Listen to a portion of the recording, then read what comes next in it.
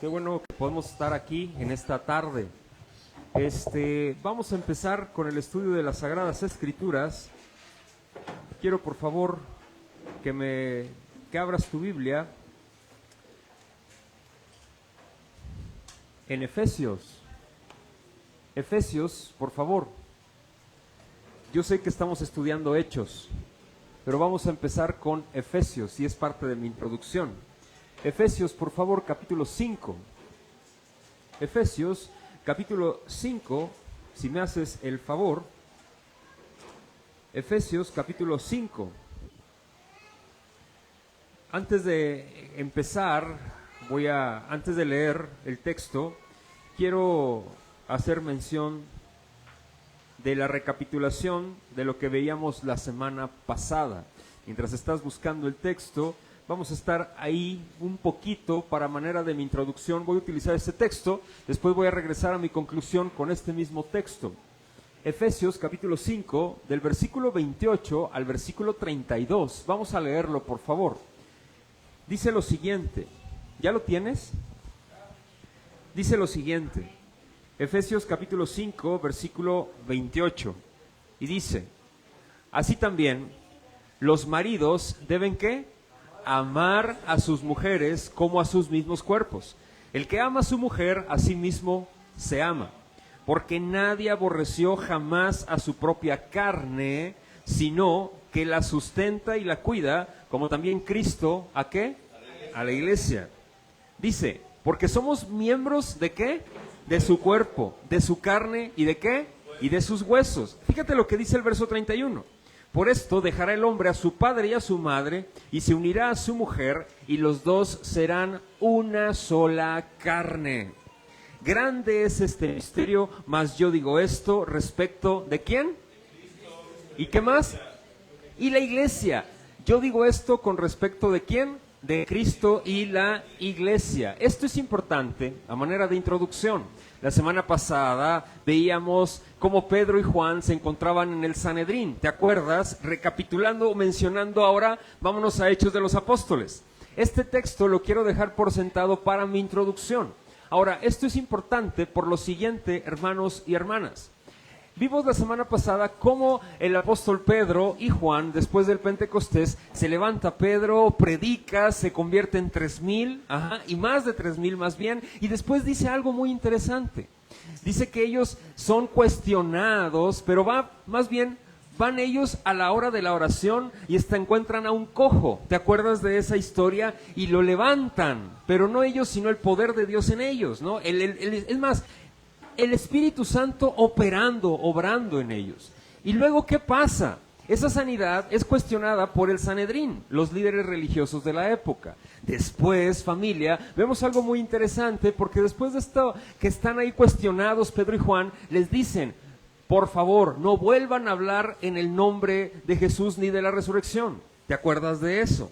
Y luego la semana pasada hablábamos cómo ellos regresan con la iglesia, con los discípulos, ¿y qué hacen? Oran al Señor para que les dé fortaleza para seguir ¿qué? Predicando el Evangelio. Esto es muy interesante porque la semana pasada concluíamos que necesitamos, familia, sí o sí, hablar el Evangelio.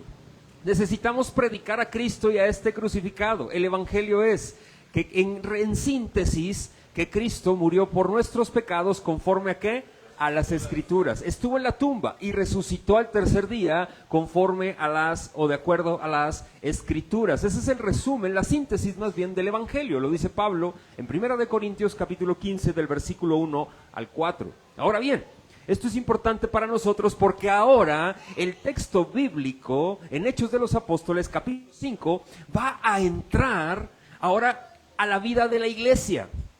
Ya no a la vida afuera, ni los cuestionamientos que traen por predicar el nombre de Cristo, sino que ahora va a hacer la narración o el texto narrativo de Lucas en Hechos de los Apóstoles, se va a empezar a centrar en ¿dónde? En la iglesia.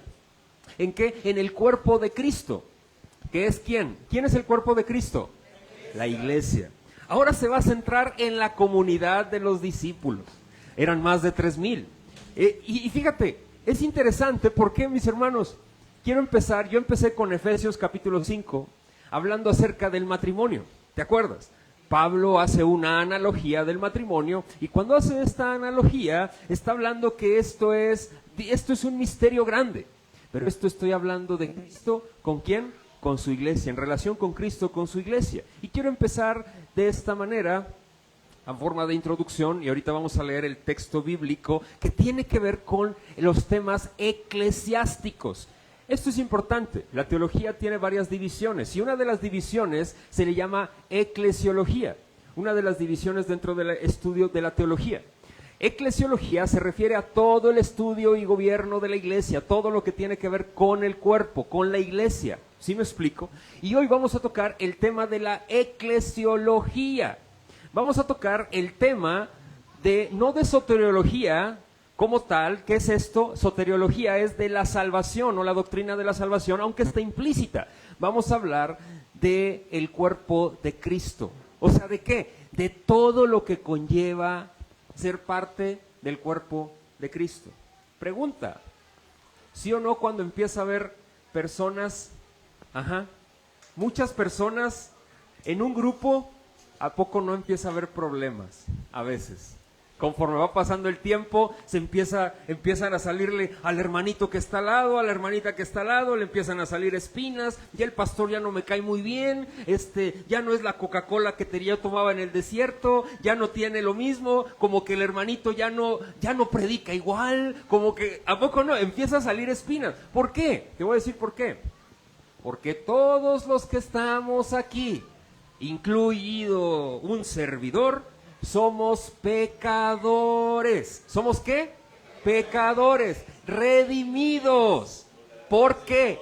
Por la gracia. No, ya están bien chichos. Que pase uno de ustedes aquí al frente a predicar. Esto es interesante, familia, ¿por qué? Se nos olvida eso. Y ustedes creen que yo estoy más cerquita de Dios, como si Dios me manda WhatsApps ahora por el teléfono celular. Dime qué te dijo Dios de mí, hermano. Nada, me dijo que eres pecador y que necesitas seguir a Cristo, ¿no? O sea, porque lo dice su palabra. Esto es importante, ¿por qué? Porque en la iglesia primitiva, que así se le denomina, en la primera grupo de discípulos que empezaron a caminar, ellos también empezaron a aprender a hacer iglesia. La iglesia nunca había estado. En Hechos de los Apóstoles nosotros tendemos a verlo con nuestra mente centrada en lo que conocemos ya como iglesia, con nuestras doctrinas eclesiológicas. No sé si me explico. Por ejemplo, decimos, hoy vamos a ver un texto que es altamente cuestionable por algunos círculos religiosos. ¿Por qué? Hoy vamos a ver el texto de Ananías y Zafira. ¿Tú has escuchado hablar de esto, pareja? ¿Qué pasó con ellos? Pues vendieron una heredad, le dijeron mentiras a Pedro, ¿y qué pasó? ¡Ploc! Murieron. Y luego cayó el otro, ¡ploc! Murió. Y vamos a ver esto, porque hay en los círculos religiosos, en algunos círculos religiosos, es muy cuestionable por qué Dios hace eso. ¿Por qué Dios les quita la vida? ¿Qué está pasando? Ojo, de estar afuera, Pedro predicando, ahorita vamos a hablar y vamos a entrar en el cuerpo de Cristo. En cómo la iglesia empieza a crecer en conocimiento en cómo hacer ¿qué? Iglesia. ¿Sí me explico? Esto es muy importante para nosotros y relevante. ¿Por qué? Porque aquí Pedro están empezando el grupo, están empezando el movimiento de la iglesia ya como tal. Quiero que vayamos ahora sí a Hechos capítulo 5. Vamos a leer el texto bíblico. Esto fue mi introducción. Ahorita voy a poner una ilustración después de leer el texto y quiero que veamos el versículo 1, que me sigas con tu vista si me haces el favor. Dice en el versículo 1, pero cierto hombre llamado como Ananías, con quien Zafira, su mujer, vendió una heredad y sustrajo el precio, sabiéndolo también, ¿qué dice? Su mujer. Y trayendo solo una parte, la puso a los pies de los apóstoles. Y dijo Pedro, Ananías, ¿por qué llenó Satanás tu corazón para que mintieses al Espíritu Santo y sustrajeses del precio de la heredad? Reteniéndola, ¿no se te quedaba a ti? Y vendida, ¿no estaba en tu poder? ¿Por qué pusiste esto en tu corazón? No has mentido a los hombres, sino ¿a quién? A Dios. Versículo 5. Al oír Ananías estas palabras, cayó y expiró. Y vino, ¿qué dice? Gran, ¿qué dice? Temor. Aquí está. Esto es el meollo del asunto. Checa más adelante. Regresamos. En el versículo 5, lo que sigue. Sobre todos los que lo oyeron. Versículo 6. Y levantándose los jóvenes, lo envolvieron y sacándolo, lo sepultaron.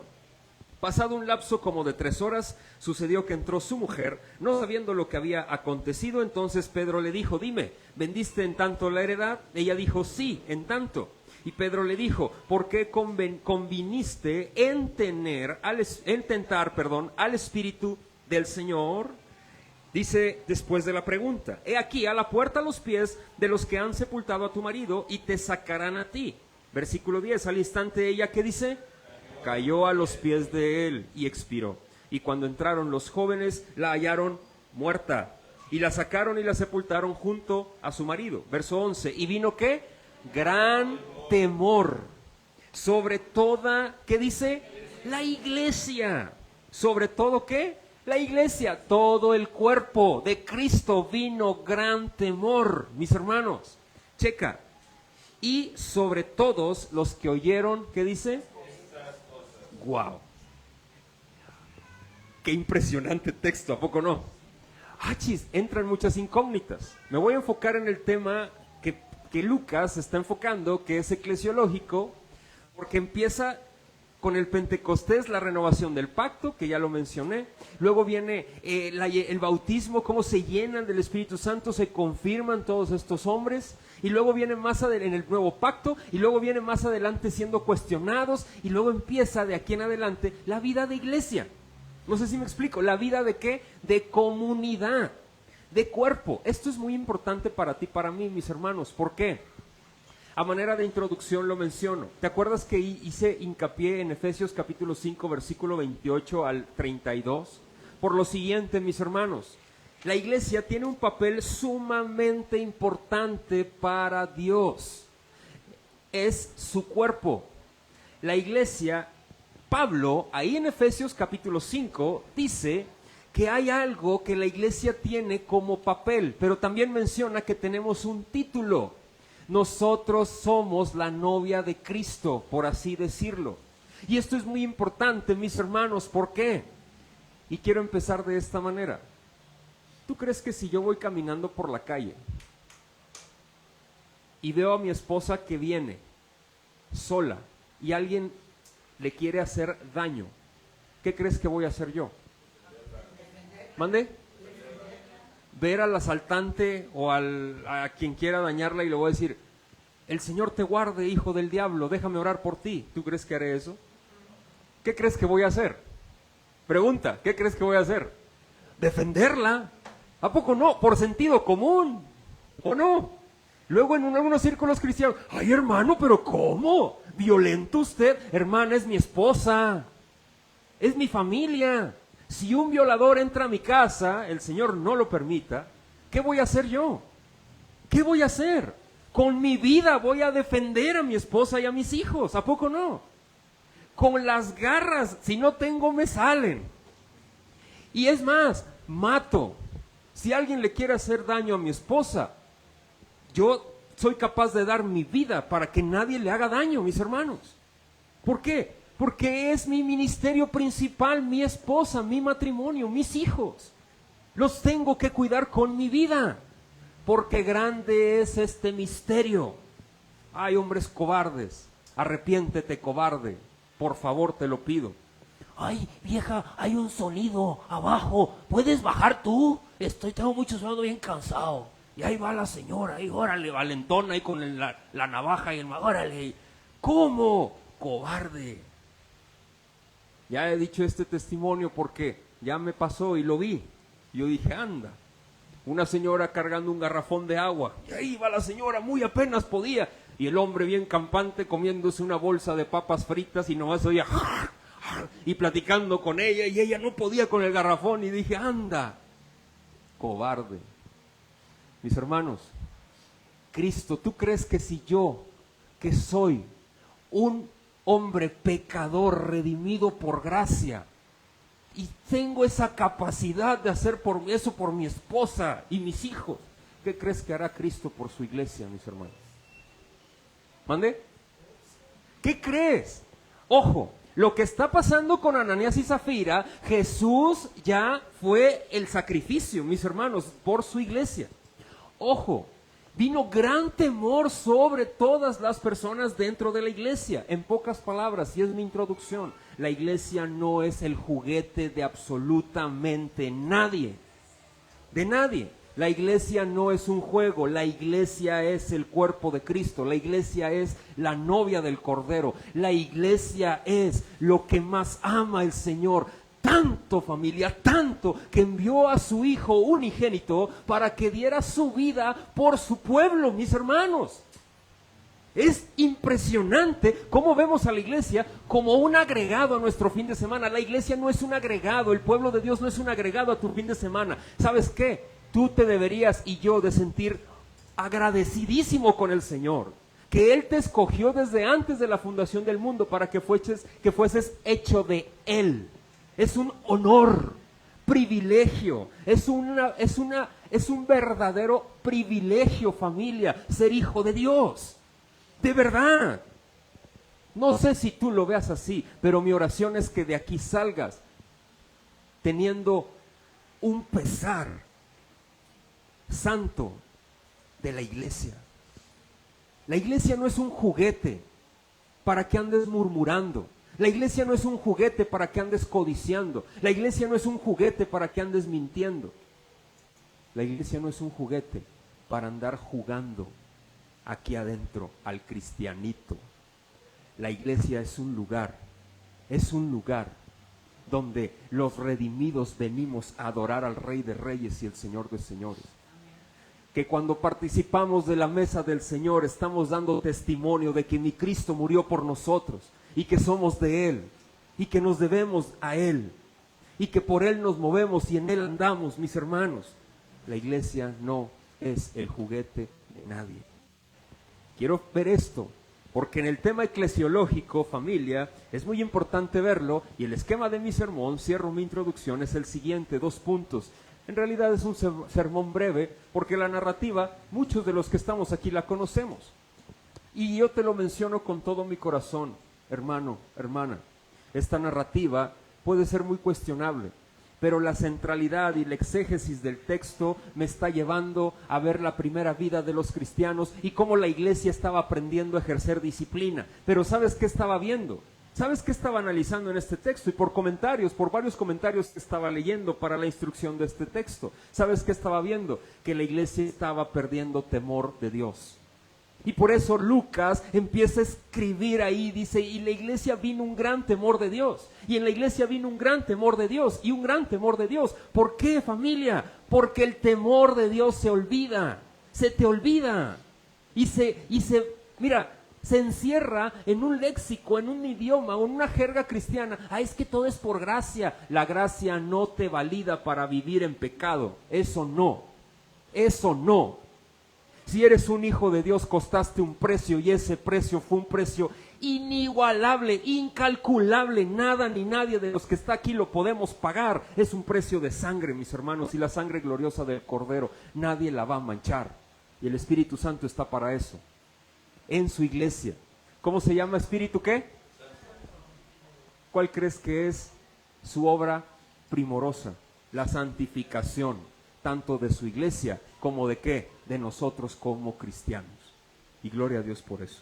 Hoy hablaremos de este punto, que puede ser espinoso, pero que es muy necesario para la vida de la iglesia el día de hoy. Porque los discípulos estaban aprendiendo a ser iglesia, a cómo ejercer la disciplina dentro del cuerpo de Cristo, mis hermanos, y a no tomar por libertinaje la gracia de Dios. Eso no es así. La gracia no es libertinaje. ¿Libertinaje qué es? Que yo puedo hacer lo que quiera. Al cabo mi salvación no la puedo perder. No, mi hermano, eso no es verdad. Si tú eres un hijo de Dios, no vas a hacer lo que quieras. Claro que no. No lo vas a hacer. Quiero ir el esquema de mi sermón, lo repito, lo voy a mencionar, La primera es la vida eclesiástica, del versículo 32 al 37, porque vamos a ver, la introducción de este texto viene en el capítulo 4, del versículo 32 al 37, porque vamos a ver cómo Satanás tentó el corazón de ¿quién? De Ananías y Zafira, y lo dice el texto. Esto es interesante, el punto 2, Ananías y Zafira, del versículo 1 al 11, y estaremos extrayendo puntos importantes dentro de este texto. Sígueme con tu vista, por favor, en el primer punto de mi esquema, la vida eclesiástica, en el versículo 32, capítulo 4. La multitud de los que habían creído era de un, ¿qué dice? Corazón y un ¿qué? Alma. Y ninguno decía ser suyo propio nada de lo que poseía, sino que tenían todas las cosas en común. Y con gran poder los apóstoles daban testimonio de la resurrección del Señor Jesús, y abundante gracia era sobre todos ellos. Verso 34 del capítulo 4, por favor. Así que no había entre ellos ningún necesitado, porque todos los que poseían heredades o casas, ¿las qué? Las vendían y las traían el precio de lo vendido y lo ponían a los pies de los apóstoles, y se repartía a cada uno según su necesidad.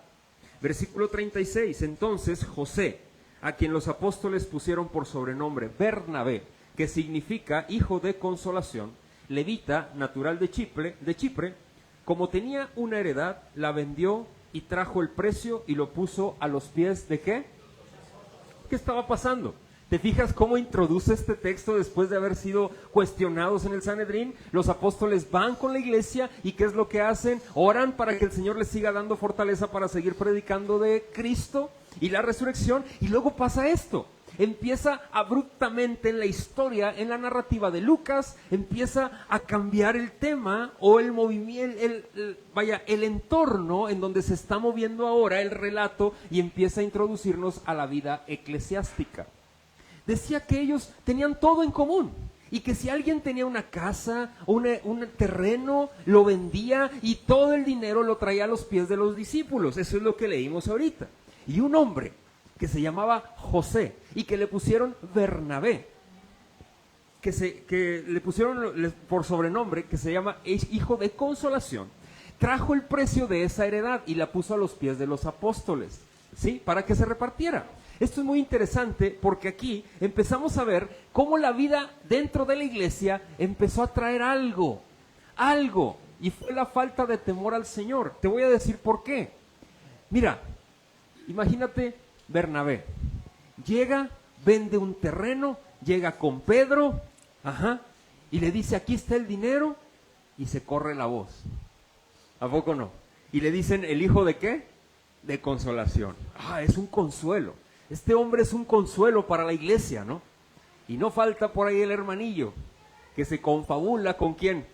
Con su esposa. Oye, nosotros también tenemos un terrenillo.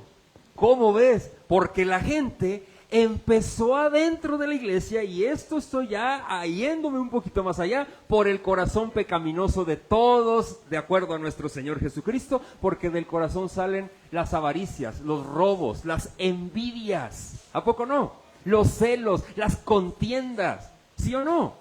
Y empezó, oye, ya sé, ¿qué te parece si vendemos el terreno y para que nos den algo, o que nos digan de alguna manera, o nos exalten de alguna forma dentro de todo este movimiento, les decimos que lo vendimos en tanto y sacamos ahí unos pesillos para nosotros, ¿no? Al cabo no pasa nada, ¿verdad? ¿Y qué pasó? Sí pasó. Esto es muy interesante. Lo leía en un comentario y decía lo siguiente: esto tiene mucho que ver, ¿sabes?, con un pecado que se llama el pecado de murmuración. Oh, qué cruel es la murmuración dentro de la iglesia.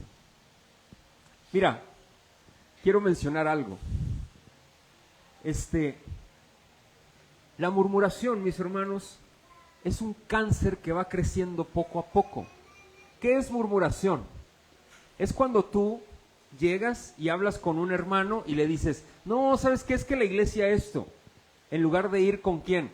Con el pastor. No sé si me explico. No, es que ¿sabes qué? Miren, hermanos, Hay cónyuges aquí que han contaminado a sus parejas por la murmuración en sus corazones. No sé si me explico. Supongamos que Gaby y yo le digo, oye, ¿sabes qué, amor? No, hombre, es que el hermano esto y esto, es que veo esto en la iglesia, cuando la hermana ni siquiera tenía ese sentimiento. No sé si me explico. Y el hombre está contaminando, o la mujer está contaminando el corazón del hombre, o la mujer.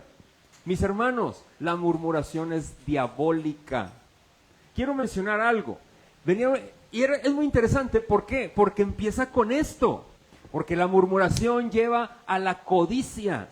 La codicia, qué horrible es. Qué perverso es. Yo les he dicho aquí desde el púlpito, a mí me encanta que sean intencionales y yo te exhorto a que seas intencional con la gente y que no andes murmurando de que hay grupitos. Y si hay grupitos, no los hagas.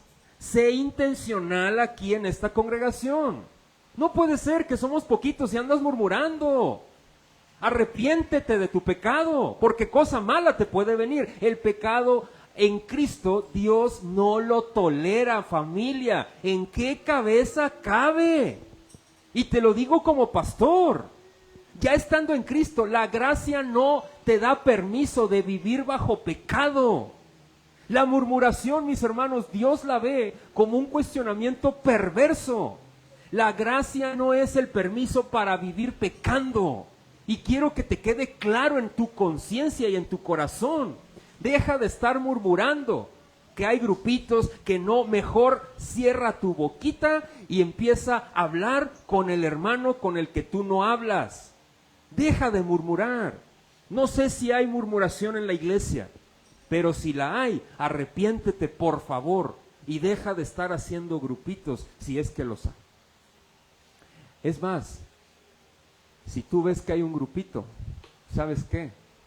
Mejor ve y empieza a hablar con más personas. No te sientas menos dentro de la congregación. Y si tú estás animando a hacer un grupito afuera o dentro de la iglesia, hermano, hermana, con todo mi corazón te lo digo, no lo hagas. No lo hagas, por favor. Ojo, aquí ya está la iglesia. ¿Sí me explico? El sacrificio ya fue hecho. ¿Sí me explico? Y Ananías y Zafira murieron. ¿Sí queda claro eso? Quiero continuar con esto, porque pasa esto, mis hermanos, y viene la codicia. Empiezan a codiciarse entre hermanos. Y luego viene el testimonio de Ananías y Zafira. Ananías y Zafira eran parte de la iglesia ahí en ese momento.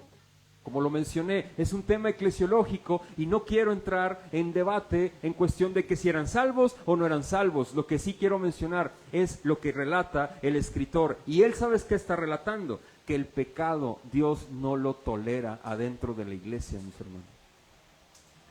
Ojo, la gracia puede ser extendida. Claro que sí, bíblicamente hablando. Pero el pecado, mis hermanos, el Espíritu Santo lo va a sacar a relucir tarde que temprano. Siempre. Quiero continuar con esto porque es muy importante. Esto es muy interesante porque desde el versículo 1 en adelante me voy a mi segundo punto del esquema de mi sermón, porque en esta vida, familia, es muy interesante que siempre hay dificultades dentro de la iglesia. Y aquí yo puedo ver dos puntos. Número uno, el énfasis que hace el escritor del temor. Pero hay otro énfasis que habla de la disciplina eclesiástica dentro de la iglesia. ¿Tú sabías que en la iglesia de Cristo debe de haber disciplina eclesiástica? No sé si tú lo sepas, pero tiene que haberla. Tiene que haberla. Es un mandato divino. Y tú dices, ay, pero ¿eso qué? Eso no. Sí, tiene que haber disciplina. Disciplina.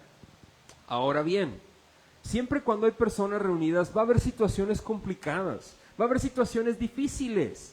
Pero recuerda, siempre, y yo tomo esto, es algo muy interesante, cuando tú volteas a ver los pecados ajenos de tu hermano, nunca te olvides, como dijo nuestro Señor Jesucristo, en ver la viga que está en tu ojo, antes de ver la paja de tu hermano. Juzga con un justo juicio. Ojo, juzga con un justo juicio. Se vale observar al hermano. Lo que no se vale es ¿cómo se llama? Murmurar a espaldas del hermano. Si tú tienes los elementos para ver y mostrar que mi hermano está viviendo en pecado, por favor, hazlo. Exhorta al hermano. Acércate con la iglesia, con el pastor. Exhórtalo, anímalo a que abandone ese caminito pecaminoso, mis hermanos. Porque solo en Él se puede. Solo Él lo da. Somos el cuerpo de Cristo, familia. Y la gracia no es la autorización para vivir bajo una condición pecaminosa. Quiero continuar con esto, familia. Tenemos la tendencia a declarar juicios sin ser justos. Y eso es lo que tendemos a hacer siempre. Tendemos a hablar a la ligera, sin antes ver que la gracia también se nos ha aplicado a nosotros por parte de Cristo. No sé si me explico. Pablo lo menciona muchísimo eso, mis hermanos. Es que, pastor, ¿por qué no hace esto? Oiga, pero ¿por qué no pasa esto otro? Es que hay personas que se la pasan viendo los pecados de los hermanos de la iglesia. No sé si a ti te ha pasado. Pero hay personas que se la pasan viendo los pecados, pero nunca ven que la gracia se ha infundido en ellos de una manera exorbitante, mis hermanos. No sé si me explico. Y eso es importantísimo. Cuidado, porque no sea que tú también caigas. ¿Sí queda claro esto? Quiero continuar con esto, familia, y me voy a mi segundo punto, Ananías y Zafira. Este texto me va a ir mostrando poco a poco y es interesantísimo lo que vamos a ver. Dice, pero, por eso viene el pero, cierto hombre llamado Ananías, con Zafira su mujer, vendió una heredad y sustrajo del precio, sabiéndolo también su mujer. Y trayendo solo una parte, la puso a los pies de los apóstoles. Y dijo Pedro, fíjate lo que dice, Ananías, ¿por qué llenó Satanás tu corazón? ¿Para que mintieses a qué? ¿Al Espíritu Santo? ¿Qué está pasando? Ya lo mencioné, ya lo expliqué hace rato. Ananías y Zafira se ponen de acuerdo, venden ese terrenito. ¿Y qué dice? Vamos a sustraer tanto y vamos a decir, el problema no estuvo en vender el terreno y quedarse con el dinero. No estuvo en eso, ¿sí me explico? Ellos lo hubieran vendido y se hubieran quedado con el recurso. ¿Qué de malo tienen eso? Dime. Nada. Eso no es el pecado. ¿Sabes cuál es el pecado? Que mintieron. Ellos venden el terreno y llegan con los apóstoles y les dicen, mira, lo vendimos en tanto. Y se los dan ese precio y afirman que se vendió en esto. ¿Qué pasa? Pues dice Pedro sin saberlo, y aquí me gusta algo, porque está operando el Espíritu Santo en Pedro, y le está diciendo, dice, ¿por qué tentó Satanás tu corazón? Porque estás mintiendo, Ananías. Y Ananías, fíjate lo que ocurre con él. Más adelante, reteniéndola, le dice Pedro, ¿no se quedaba a ti y vendida no estaba en tu poder? ¿Por qué pusiste, qué dice? Esto en tu corazón. Y aquí va mucho para muchos. Es que el diablo ya me trae. ¿Has escuchado eso? Es que el diablo no me deja. Es que el diablo me pone trabas. Es que el diablo me... Fíjate lo que dice Pedro y sus palabras. Dice, porque tú, Ananías, tú le hiciste caso. Tú hiciste eso. Fue tu culpa. Tú lo hiciste. No es el diablo. Hermano, no le eches la culpa al diablo. Él ya está vencido, está asadísimo, está esperando su juicio, ya está enjuiciado, ya está esperando el día, ya. Hermano, se llama tu pecado, eso se llama, así es tu pecado. Aguas. Más adelante, fíjate, ¿por qué pusiste esto en tu corazón? No has mentido a los hombres, sino ¿a quién? A Dios. Esto es interesante porque los testigos de Jehová, y ahí va un paréntesis, dicen que el Espíritu Santo no es Dios. Pero aquí Pedro está diciendo claramente, Ananías, ¿por qué mentiste a quién? Al Espíritu Santo. Y luego dice, no has mentido a los hombres, sino ¿a quién? A Dios, o sea, al Señor.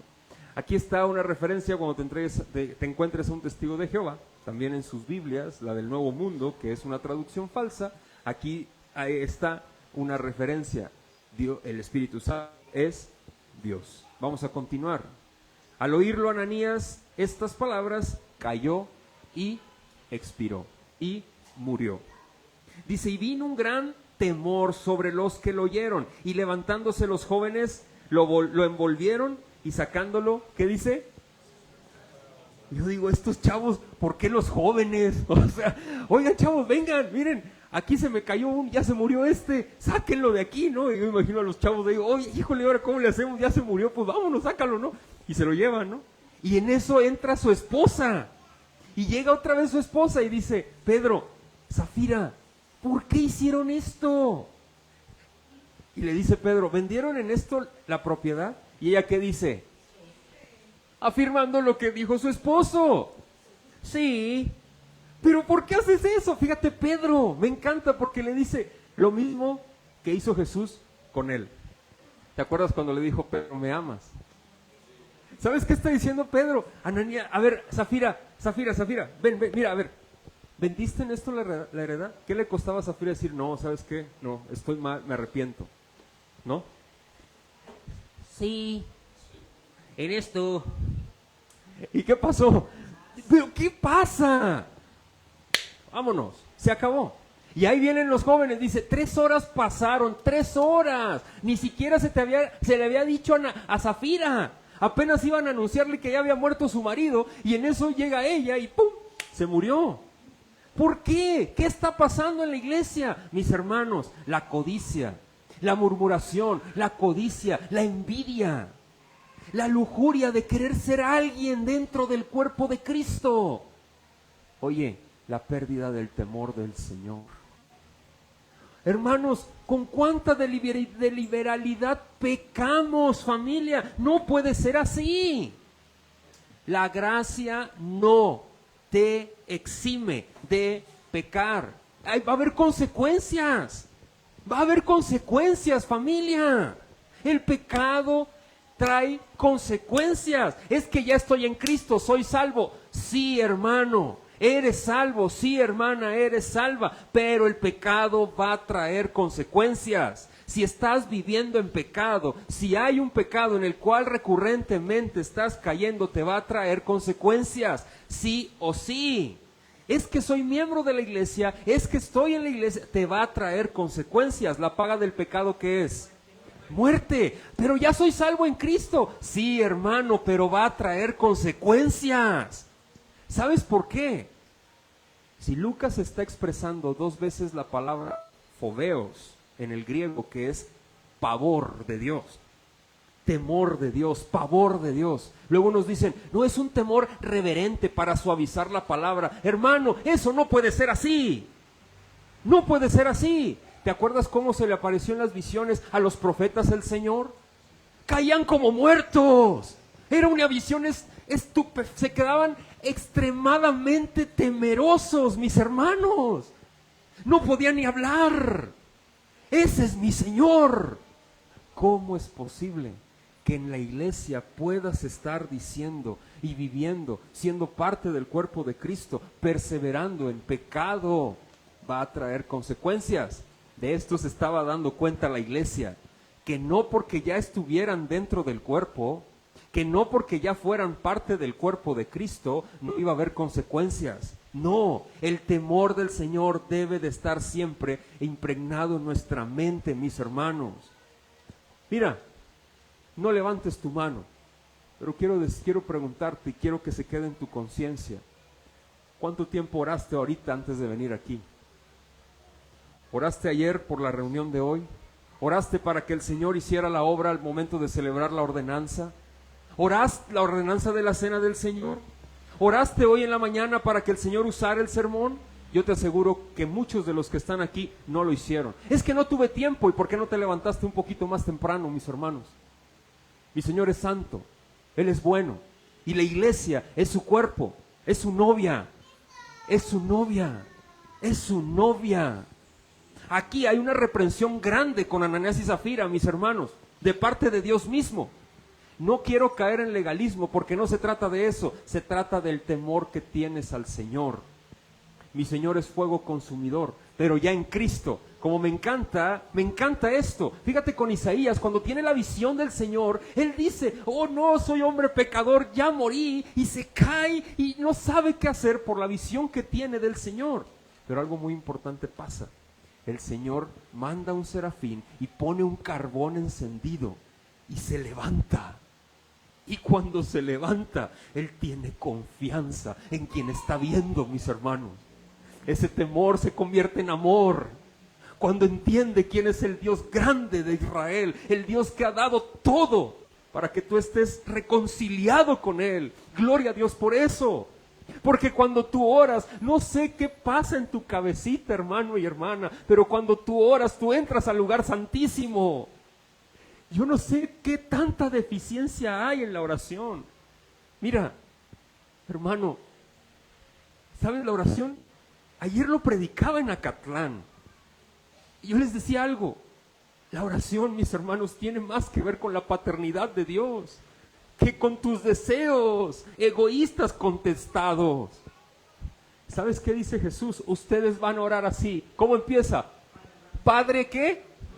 Para un judío del primer siglo esa frasecita, Padre nuestro, les volaba la cabeza y decían, ¿cómo? ¿Cómo te vas a dirigir hacia el Yahweh? ¿Cómo?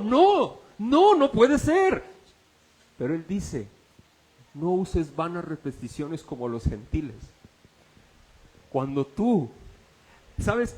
No quieras ser visto por los demás cuando ores. Entra en tu aposento, cierra tu puerta y cerrado ahí la puerta en tu lugar íntimo, por así decirlo, tu Padre que está, ¿en qué? En lo secreto, te recompensará. ¿En qué? ¡Wow!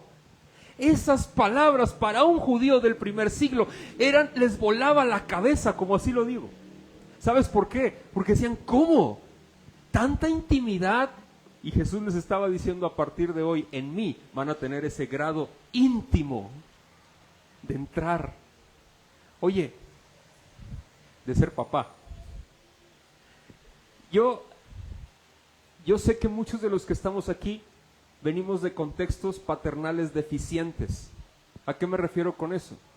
Que no tenemos vaya, cuando te dicen que Dios es como tu padre, se te viene a la mente tu papá biológico, ¿a poco no?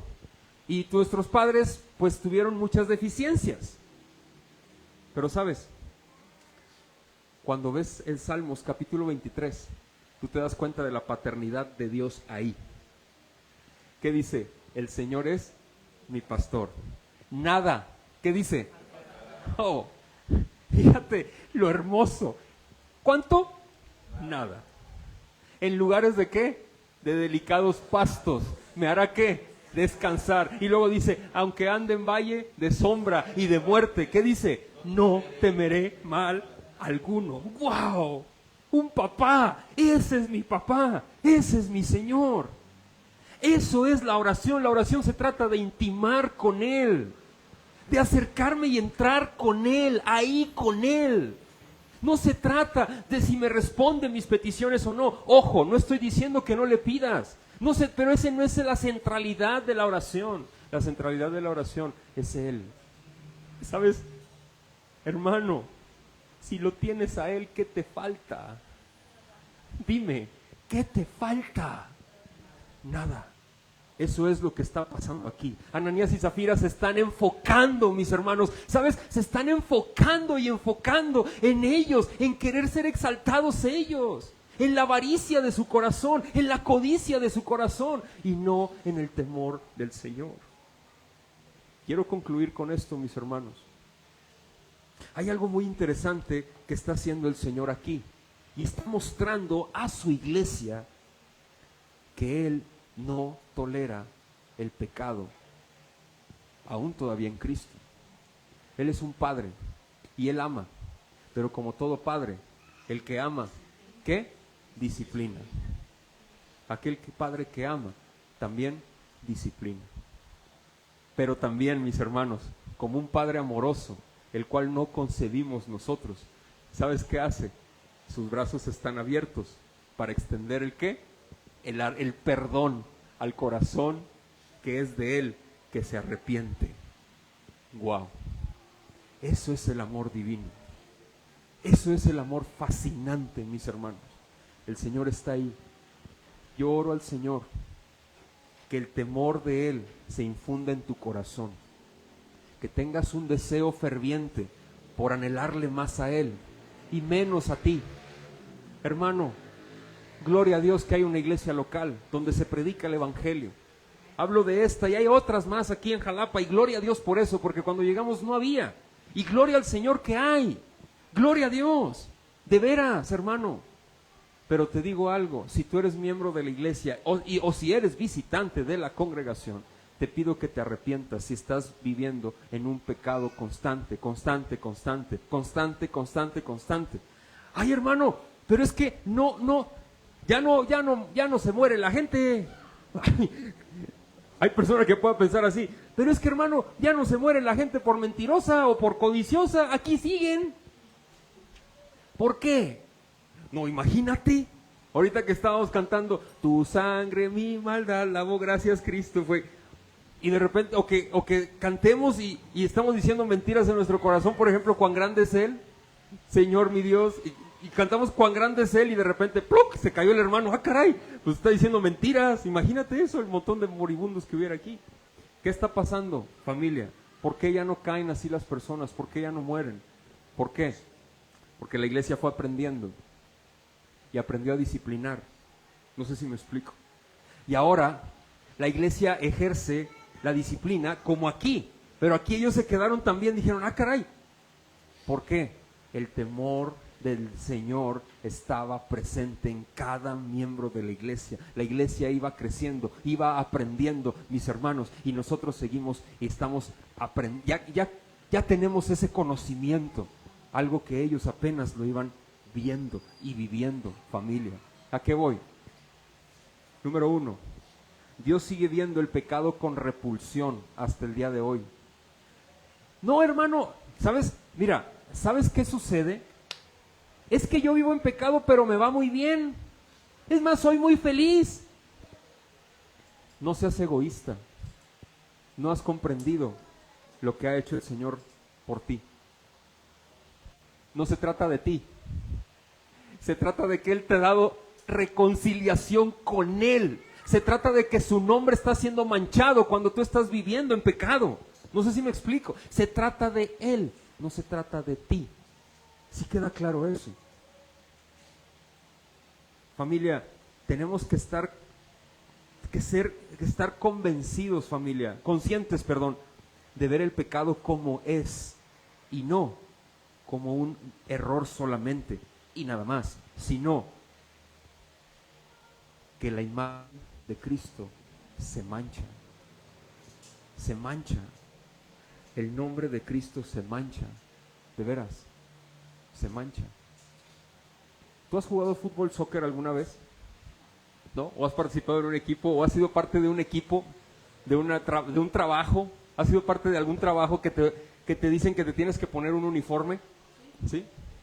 ¿Cómo se le dice? ¿Te tienes que poner la qué? La camiseta, ¿no?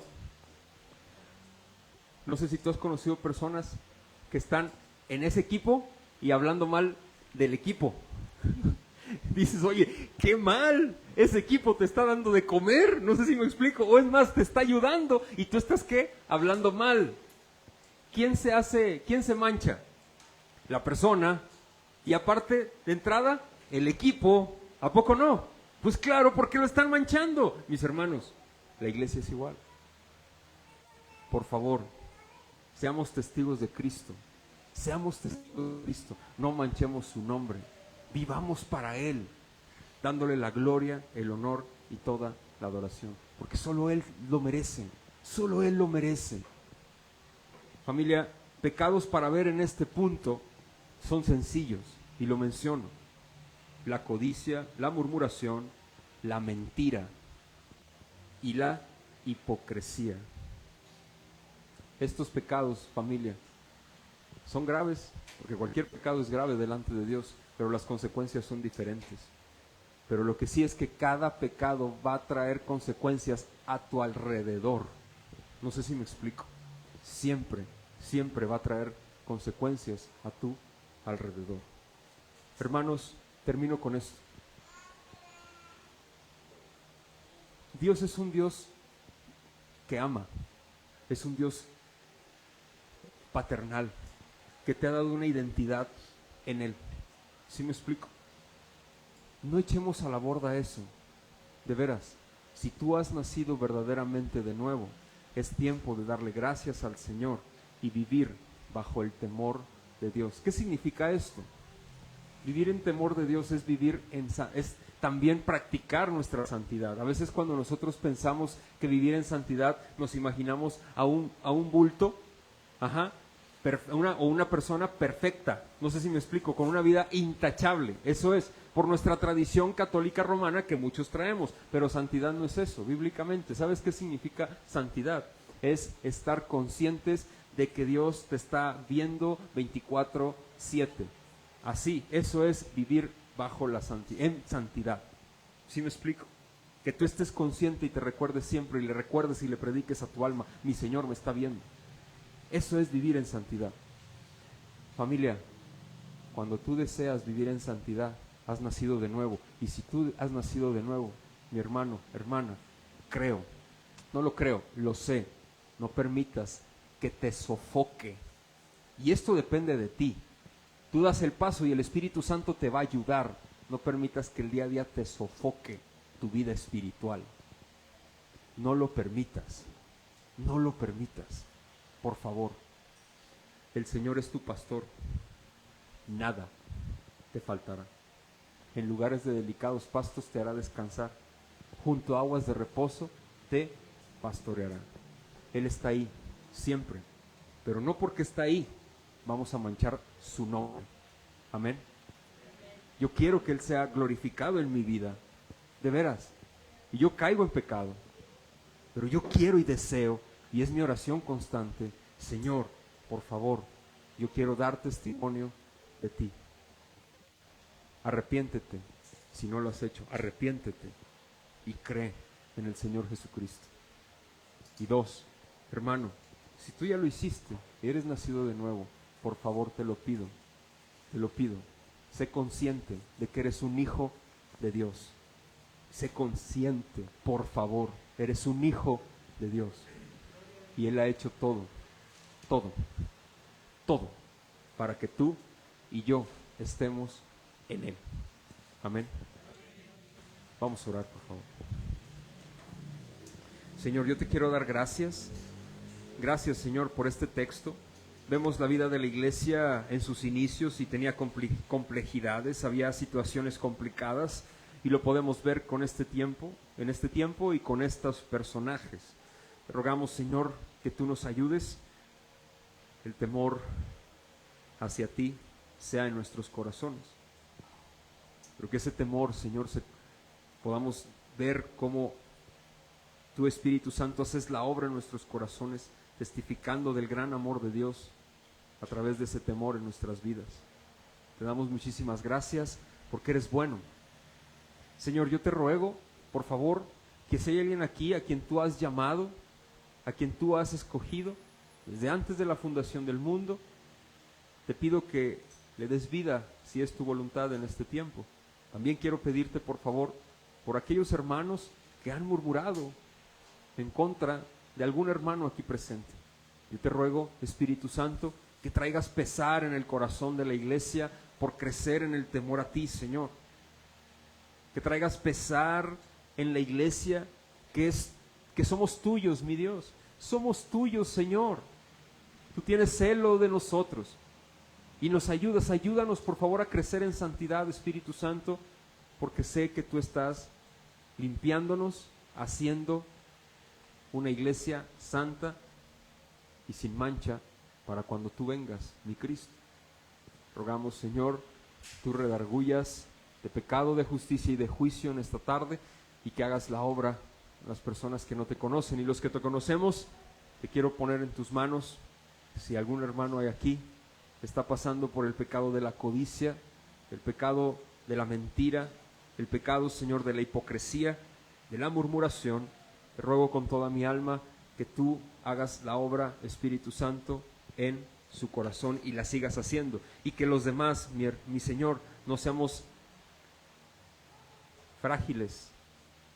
Es más, que no juzguemos a la ligera, sino que aprendamos a juzgar con un justo juicio, mi Dios, viendo primero nuestra vida antes de ver la paja de mi hermano. Gracias te damos por este tiempo. Muchas gracias por tu amor. Oramos en tu nombre, Cristo. Ayúdanos.